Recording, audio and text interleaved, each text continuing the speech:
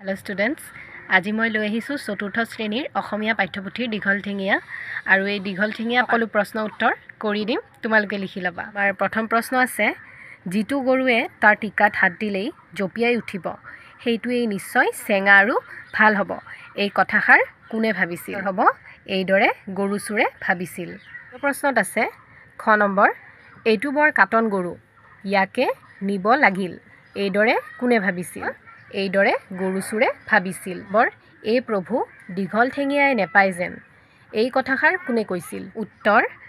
এই প্ৰভু দীঘলঠেঙীয়াই নেপায় যেন এই কথাষাৰ কোনে কৈছিল এই কথাষাৰ বুঢ়ীয়ে কৈছিল। নম্বৰ প্ৰশ্ন আছে আমাকো পেপা কঢ়াই পালে কোনে কেতিয়া কৈছিল এই কথাষাৰ বাঘবোৰে ভাবিছিল যেতিয়া সিহঁত আটাইবোৰ মাটিত থলথলকৈ বাগৰি পৰিছিল। এই প্ৰশ্ন আছে আমাৰ ই কম গৰু নহয় ইয়াৰ পিঠিত নুঠিলে ইয়াক লৈ যাব নোৱাৰিম প্ৰকৃততে কাৰ পিঠিত কোন উঠিব খুজিছিল লিখা তৰ প্ৰকৃততে গৰু চুৰে বাঘৰ পিঠিত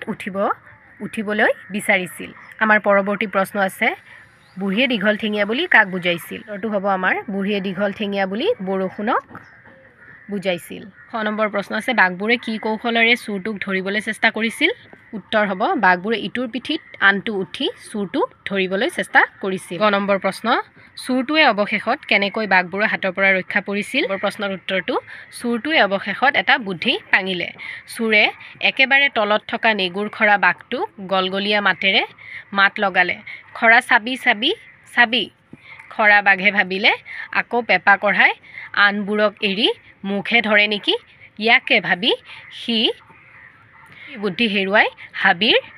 লৰ দিলে সি তেনে কৰাৰ বাবে তাৰ পিঠিত উঠি থকা আটাইবোৰ বাঘ থলথলকৈ মাটিত পৰিল সিহঁতেও আমাকো পেপা কঢ়াই পালে বুলি ভাবি বৰকৈ ভয় খাই তৰা নৰা ছিঙি লৰি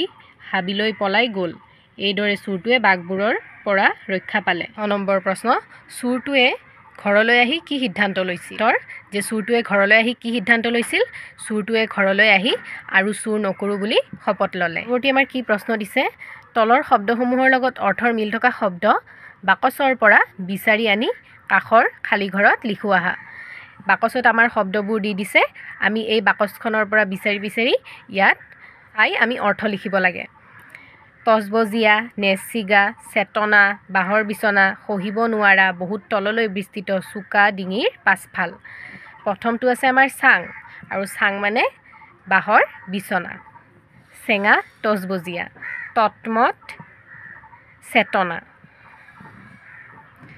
খৰা নেচিগা অসহনীয় সহিব নোৱাৰা উট তললৈ বিস্তৃত।